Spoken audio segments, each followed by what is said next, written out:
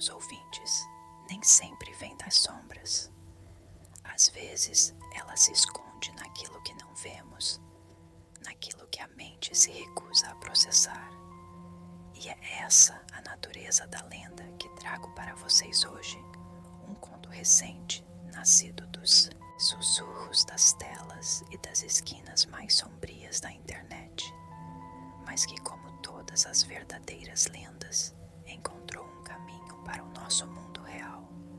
A história do Slender Man não é um espírito ancestral, nem uma criatura das florestas antigas. É algo mais moderno, mais insidioso, que se alimenta do medo e da obsessão, e que, uma vez que se fixa em sua mente, não te abandona. Vocês já devem ter ouvido falar dele. Talvez até tenham visto uma imagem distorcida, uma figura alta, esguia, sem rosto, com braços longos e tentáculos negros que parecem se estender para o vazio.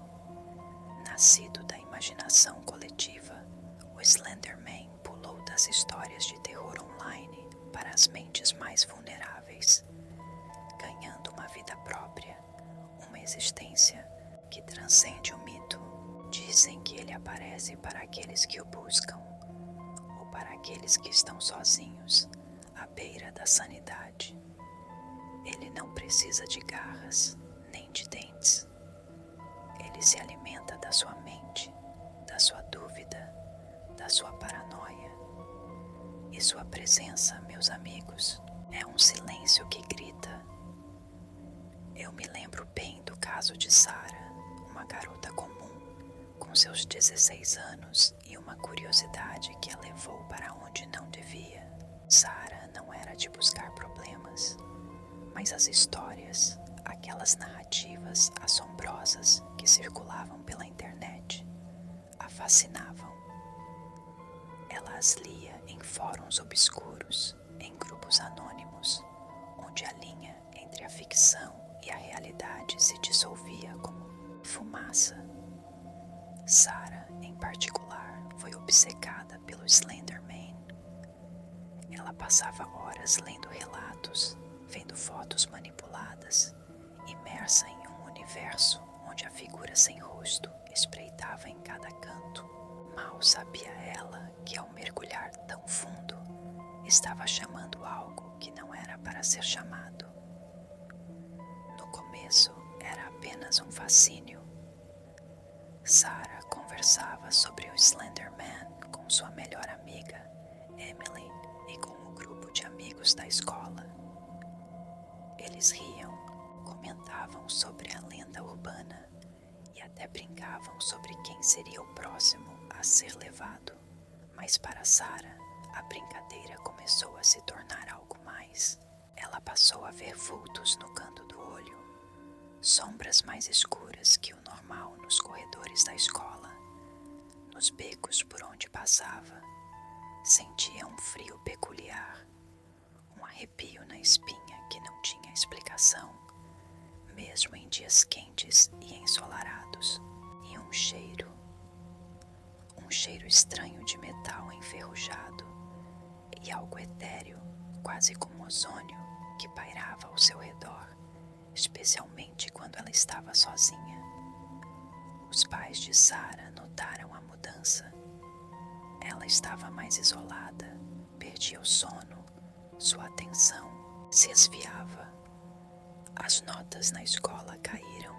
Ela passava horas em frente ao computador, com os olhos fixos na tela, murmurando frases incompreensíveis para si mesma. Eles tentaram conversar, mas ela apenas se fechava, dizendo que estava pesquisando. A mãe dela, preocupada, tentava atribuir a tudo ao estresse adolescente, a mania de jogos ou a excesso de internet. Mas a dúvida, meus caros, a dúvida é uma semente. Uma vez plantada, ela cresce, devora a razão. Então, as coisas começaram a se desdobrar de um jeito que desafiava qualquer lógica. Objetos pessoais de Sarah, pequenos e insignificantes, como grampos de cabelo ou moedas antigas, desapareciam de seu quarto e reapareciam em lugares estranhos. Encontrava-os sob seu travesseiro, mas dispostos em padrões geométricos, ou pendurados na maçaneta da porta, cobertos por uma fina camada de fuligem negra que não parecia vir de lugar nenhum. O sinal do celular dela, que antes era impecável, passou a falhar inexplicavelmente, especialmente quando ela estava em casa, sozinha. E à noite, aquele silêncio se tornava opressor. Não era o silêncio da paz, mas de algo esperando. Foi uma tarde, depois de um dia chuvoso e cinzento, que Sarah se convenceu de que não era apenas sua imaginação. Ela estava sentada em sua escrivaninha, olhando para a tela do computador, quando o som do celular dela tocou. Era uma mensagem de Emily. Sarah abriu a foto que a amiga enviou. Era uma selfie delas duas, tirada no parque no dia anterior, brincando perto de uma árvore antiga, mas atrás da árvore, em um borrão preto e branco, uma figura alta, esguia, sem rosto. A figura do Slenderman. Não era uma foto manipulada. Ela sabia. O grito de Sarah fez sua mãe correr. Encontraram na caída, em convulsões, os olhos arregalados, fixos na tela do celular. Ela apontava, ofegando, o corpo tremendo incontrolavelmente. Ele está me vendo. Ele veio. Sarah foi levada às pressas para o hospital. Os médicos disseram que era um surto psicótico, um colapso nervoso. A causa oficial foi estresse extremo e privação de sono, mas os pais que a conheciam sabiam que era algo mais. Eles começaram a sentir-se observados constantemente, mesmo em sua própria casa. Os sussurros da mente de Sarah pareciam ter se espalhado, e o cheiro de metal e ozônio pairava no ar. Sarah começou a ter pesadelos vívidos que se misturavam à sua realidade. Ela sonhava com a figura esguia, sem rosto, em pé no canto de seu quarto, observando-a. O Slenderman não a tocava, não falava, apenas observava. Mas a presença dele era um peso esmagador, um frio que penetrava os ossos. Ele a levava para um bosque escuro, onde árvores retorcidas formavam um labirinto sem saída. Lá, outras crianças, todas com rostos vazios, flutuavam em um silêncio aterrorizante, como se estivessem à espera. Ele falava em enigmas, sobre o conhecimento que ele guardava, mas que tinha um preço que seria a sua sanidade. A dúvida sobre sua própria mente corroía Sarah a cada segundo que passava acordada. Uma noite, a última noite que a viram, Sarah escapou do hospital. A segurança do local era forte, mas ela deslizou pelas portas como uma sombra. Ninguém sabe como ela fez. Era como se ela não estivesse mais ali, de verdade. Seus pais, desesperados, ligaram para a polícia. A cidade inteira procurou por Sarah. A encontraram dias depois, em um bosque nos arredores da cidade, um local abandonado e esquecido por todos. Estava sentada, encolhida, encostada no tronco de uma árvore retorcida. Os olhos abertos, mas vazios. Um sorriso gélido brincava em seus lábios pálidos. Ela não respondia, não piscava, não se mexia. Havia apenas um frio intenso em torno dela, e o cheiro peculiar de metal e ozônio pairava no ar.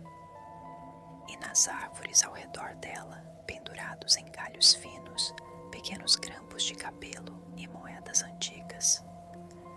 Dispostos em padrões geométricos perfeitos, a única coisa que encontraram com Sarah foi o celular dela, apertado em sua mão gelada.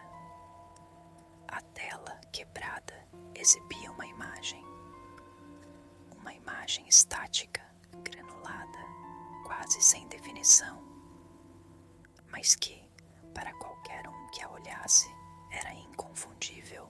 Era o Slender Man, em pé, bem atrás de Sarah, na floresta, observando. O que aconteceu com Sarah? Ninguém sabe ao certo. Ela foi internada em uma instituição psiquiátrica em estado catatônico. Não fala, não reage.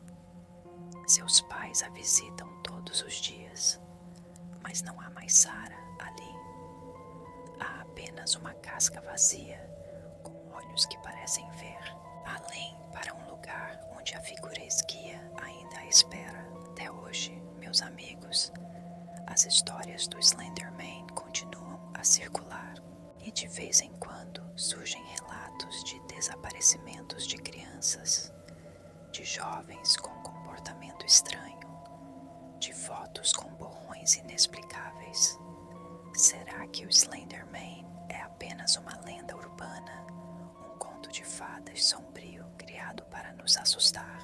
Ou será que, ao darmos vida a ele em nossa imaginação, abrimos uma porta para que ele rasteje para a nossa realidade, se alimentando do nosso medo e da nossa própria dúvida? E se ele já estiver observando você, enquanto você escuta essa história, esperando o momento certo para te levar?